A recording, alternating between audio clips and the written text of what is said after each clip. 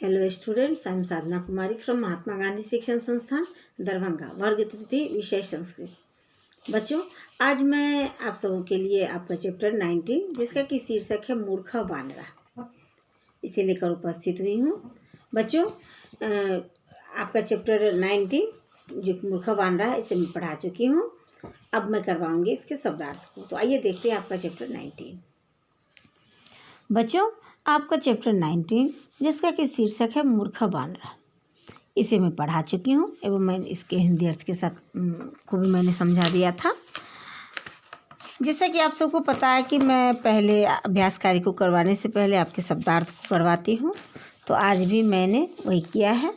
आपके अभ्यास कार्य को प्रारंभ करवाने से पहले मैं आपके शब्दार्थ को लिखकर संस्कृत शब्द का के उच्चारण के साथ उसके हिंदी एवं इंग्लिश में जो उसके मीनिंग है वो भी मैं आप सभी बच्चों को पढ़कर बताऊंगी।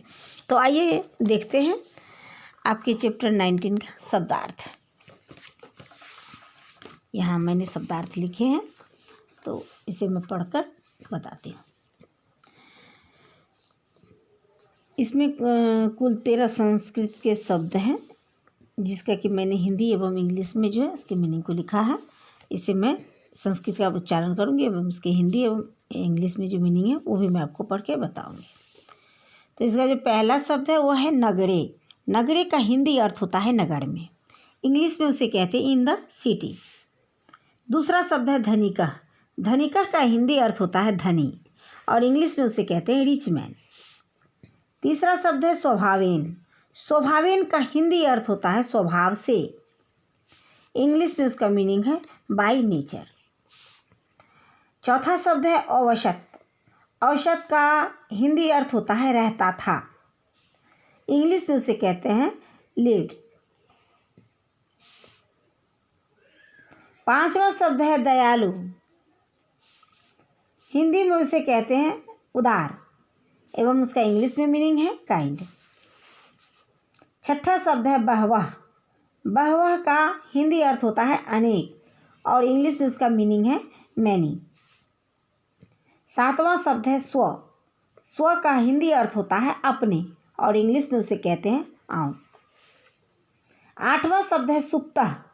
सुप्तः का हिंदी अर्थ होता है सोया हुआ, इंग्लिश में उसे कहते हैं स्लेप्ट। नौवां शब्द है व्यजनेन। व्यजनेन का हिंदी अर्थ होता है हाथ के पंखे से और इंग्लिश में उसका मीनिंग है बाय हैंड फैन। 10वां शब्द है मधुमक्षिका। मधुमक्षिका का हिंदी अर्थ होता है मधुमक्खी और इंग्लिश में उसे कहते हैं हनी बी। 11वां शब्द है हंतुम। हंतुम का हिंदी अर्थ होता है मारने के लिए, इंग्लिश में उसका मीनिंग है टू किल। 12वां शब्द है इसका छिन्ना। छिन्ना का हिंदी अर्थ होता है कट गई, इंग्लिश में उसका मीनिंग होता है कट। 13वां शब्द है उड्डीय। उड्डीय का हिंदी अर्थ होता है उड़कर और इंग्लिश में उसका मीनिंग है आफ्टर फ्लाइंग। इस प्रकार से संस्कृत शब्द का जो शब्द है उसके उच्चारण के साथ मैंने इसके हिंदी एवं इंग्लिश में जिसका मीनिंग है वो मैंने आप सभी बच्चे को लिखकर एवं पढ़कर बता दिया है। आप सभी बच्चे भी इसे अपनी कॉपी में लिखकर अवश्य याद कर लेंगे। इसको करने से क्या होगा कि आपको संस्कृत में जो आपका चैप्टर में दिया हुआ है स्टोरी उसको पढ़कर इसके हिंदी अर्थ को समझने में काफ़ी आसानी होगी एवं क्वेश्चन आंसर भी आप अच्छे से कर पाएंगे।